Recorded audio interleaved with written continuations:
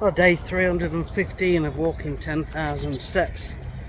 Thought I'd do a bit of a long form video because normally I do a lot of shorts and I find I'm rushing to fit everything in that I want to say.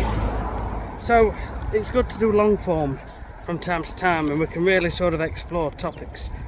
So this is 315 days now of walking 10,000 steps.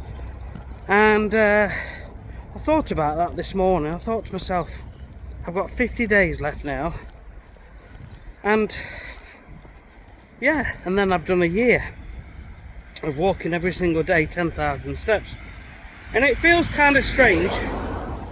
And as I'm getting closer, I'm getting lots of support off everybody. I'm getting all sorts of comments saying, what are you going to do next? I even got somebody saying, why don't you ring the newspapers and get them to come and feature you and do a little story on you. And I thought about that and I thought, well, it could be a good thing to help the channel grow, but you also worry about the fame as well.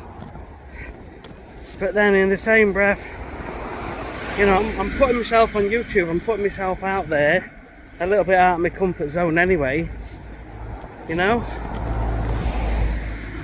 You see the sky here, let me show this.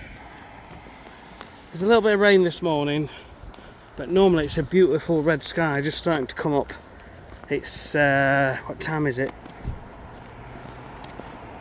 6:10 in the morning. So, what can I say? What can I say other than, if you want to do something like this, and you can't ever imagine yourself doing something like this, let me tell you, it really is absolutely possible. Oh, what's that? Yeah, it's absolutely possible. You know, if you picture me, for example, 2 years ago, my life was drinking alcohol 4, 5, 6 nights a week. And 2 or 3 bottles and maybe some Southern Comfort as well. And for one, that's not good. And for two, I'd eat junk food with it, like a lot of junk food.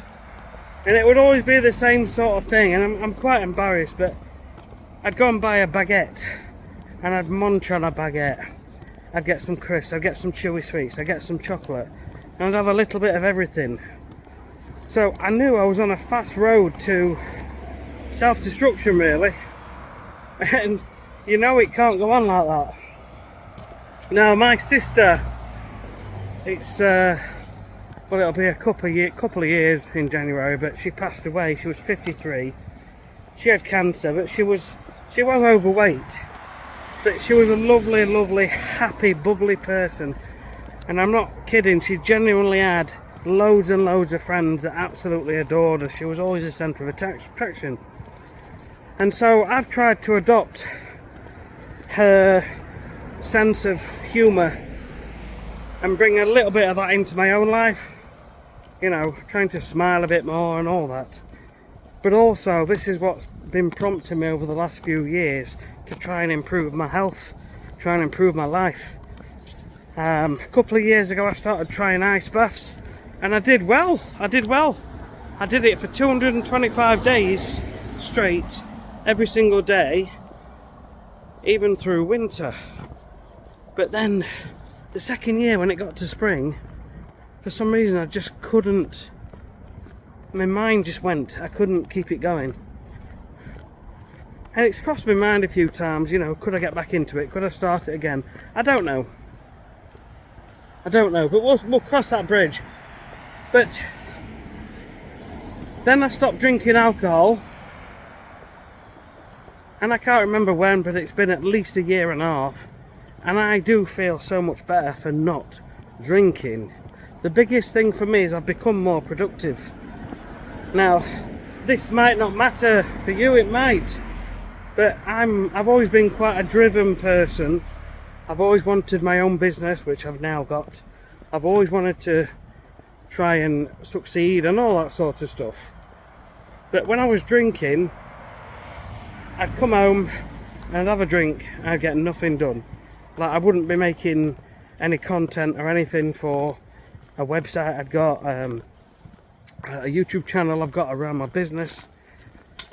And since I stopped drinking, that's all changed, completely changed. It's like production on overdrive now. It's a much more relaxed but ongoing basis, so things are growing. But this channel's resonating massively with me, and because it's all around health, and health is important, this is why I've been doing this every single day. And how do I feel when I've done it? I feel good. What can I say? You know, when you're on an actual journey, when you're on a journey and you're doing it every day, you feel good. But if you have a day where you don't do it, you don't feel good. You don't feel like you're getting anywhere. You feel like you're sort of stagnant and stuck. This is something that I've stuck to big time. And I think it's because of how easy it is. Oh, also, yeah, just before I go, health issues. It's funny, isn't it? You turn a certain age and then everything seems to go downhill. I honestly think a lot of it's psychological. It's like, I turned 50 2 years ago, and it seems to be around then when things seem to go downhill.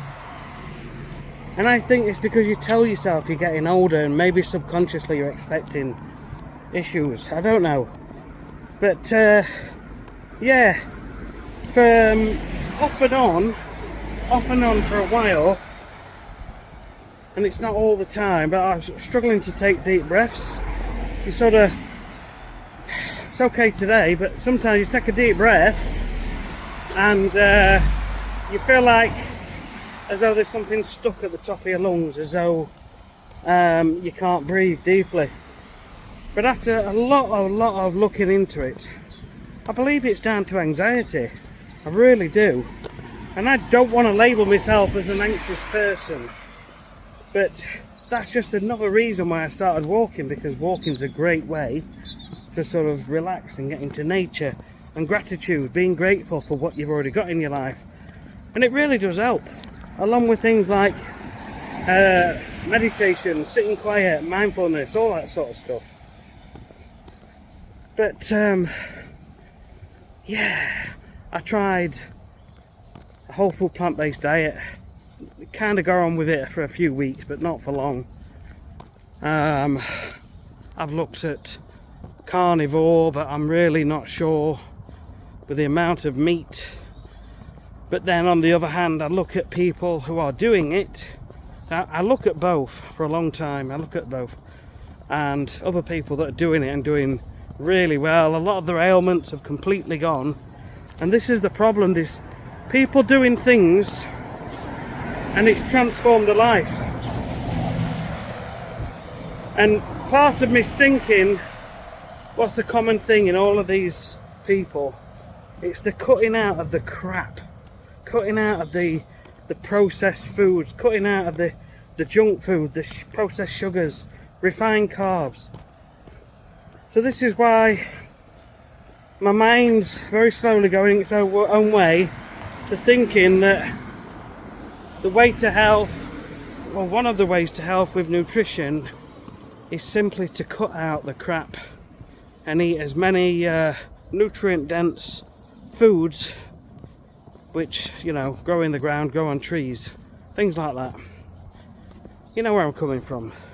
The things we should have all tried to eat better when we were younger. What else? One more thing. Coffee. I love coffee. But for a while, coffee has had me, it's kind of been upsetting my digestion a bit, and had me paying a visit to the loo very quickly after. And I googled it and I thought, this is quite a common thing. And actually for the last 2 days I've not had a coffee at all. I've actually had a green tea. And do you know what? Completely gone. So it's amazing. It's amazing how you can go from feeling awful and off to suddenly feeling so much better. Anyway, I'll leave you now. It's gone on quite a while, this video. So I will see you on the next video. Take care. Bye bye.